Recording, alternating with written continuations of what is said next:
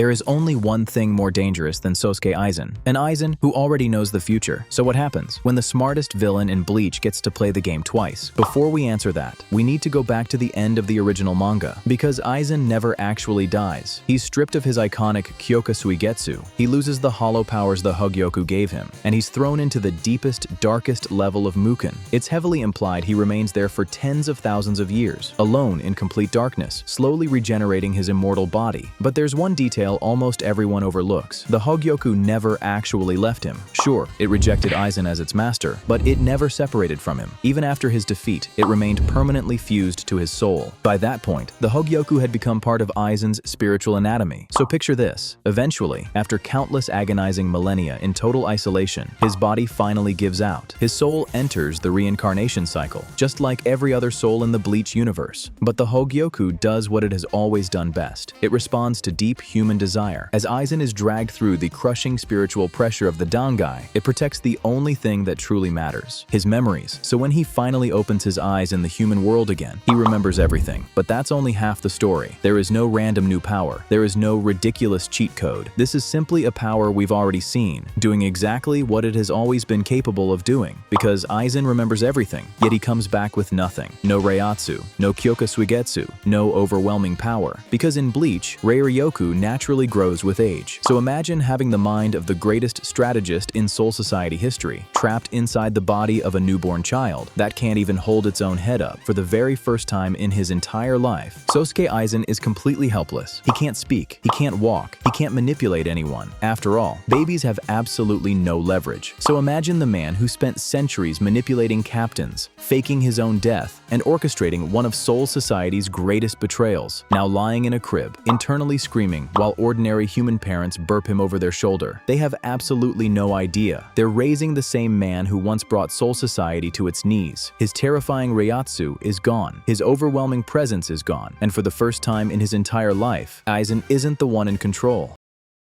Fast forward a few years. The moment Aizen can finally think, speak, and move on his own, he goes right back to what he does best. But this time, he refuses to repeat his old mistakes. He isn't trying to take over anything yet. He's trying to disappear. Because if anyone in the human world notices a child with captain-level Reiatsu, he dies long before he ever reaches Soul Society. So instead of rushing his spiritual growth, Aizen deliberately holds himself back. He spends his childhood building something far more valuable: influence, money, and information. While Soul Society keeps its eyes on the spiritual world, he quietly builds his empire in the human world. Nobody is looking for a threat there. By the time anyone would have noticed, half the board was already his. By the time he reaches his teenage years, he's already built a network stretching far beyond anything an ordinary human should possess. By quietly giving the right people exactly what they thought they wanted, long before anyone realizes a game is being played, Aizen is already moving the pieces, because power was never what made him truly dangerous. It was the fact that nobody ever knew what he was planning.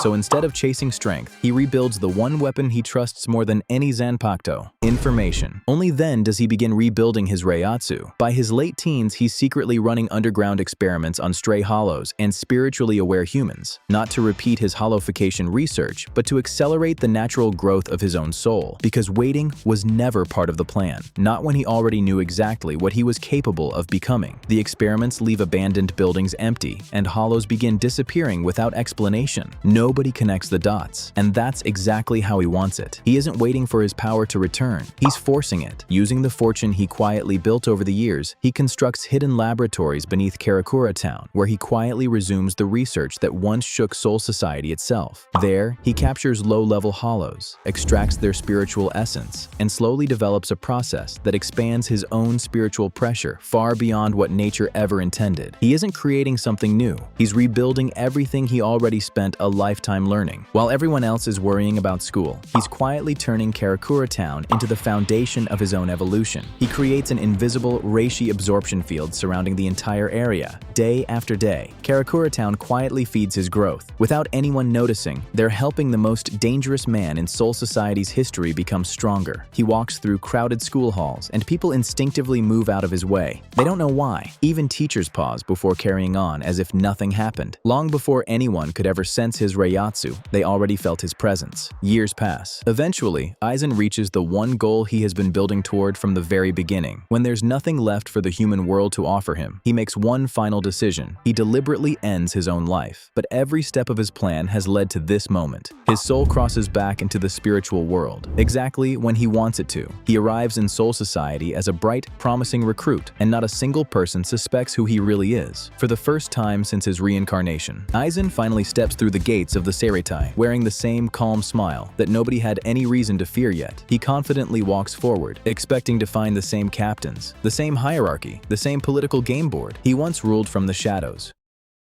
For someone like Aizen, there was only one place to begin. He sits quietly in class, relearning basic zanjutsu techniques just like everyone else, while watching the instructors far more carefully than they ever watch him. He is quietly, methodically working on fully reawakening Kyoka Suigetsu without drawing attention to himself. Even after all this time, its complete hypnosis remains one of the most terrifying abilities in Soul Society's history. By the time graduation rolls around, he is already being excitedly whispered about in the academy halls as another once-in-a-generation prodigy. His instructors have no idea that they are literally describing the very same terrifying guy who orchestrated an entire century-long fake death plot just to manipulate the Gotei 13. He passes every exam with ease, but he intentionally misses one question on every exam, just enough to avoid looking impossible. He is actively manipulating his own permanent record to look like a brilliant, promising, but slightly flawed recruit. Meanwhile, Aizen is secretly exploring the newly rebuilt, sprawling Rukongai districts. He carefully notices how the systemic poverty, the crushing starvation, and the massive class divide are exactly the same as they were 20 long millennia ago. Nothing fundamentally changed. The Soul Society learned absolutely nothing. 20,000 years, and the same cracks still remain. That's when he realizes destroying the system was never the same as fixing it. From that moment on, even the way he prepares for battle begins to change. Instead of relying solely on Kyoka Suigetsu, he begins actively weaving Kido spells directly into his physical hand-to-hand combat, creating a fighting style no one in this new era would expect. He already knows what his first rebellion accomplished. More importantly, he knows what it failed to change. This time, his sights are set on something else entirely.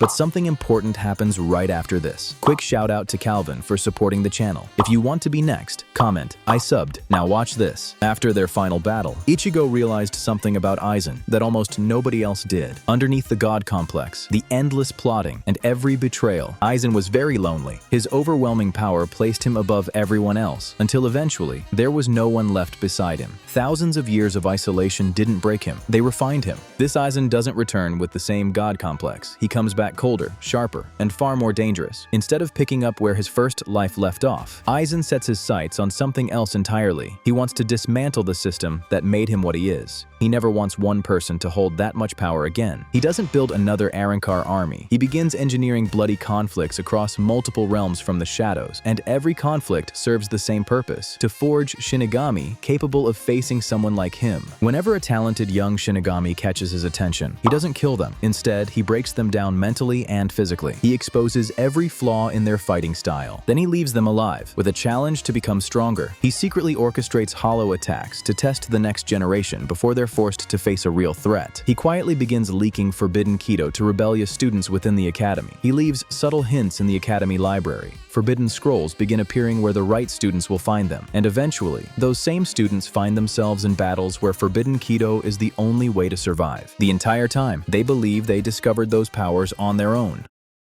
Every move Aizen has made has been leading to this moment. Years pass, and Soul Society has grown stronger than ever. Then someone notices something impossible. Two hollow attacks, decades apart, unfolded exactly the same way. But that wasn't even the only pattern they found. After enough evidence, they realized someone was behind it. Aizen. When they finally ask him why, his answer is simple. People have always been manipulated because they were willing to let someone else carry responsibility for them. I made sure you no longer have to. That still wasn't your choice to make. For the first time, Aizen smiles, not because they accepted his answer, but because they rejected it. They weren't looking for someone else to decide their future anymore. They had already made their own choice, exactly as he intended. Whether Aizen falls, walks away, or neither side truly claims victory, no longer matters, because the world he wanted to create already exists. What do you think? Was Aizen actually justified, or did he simply manipulate Soul Society to fit his own ideals? Let me know down below, and if you enjoyed this timeline, click the video on screen right now to check out the next one.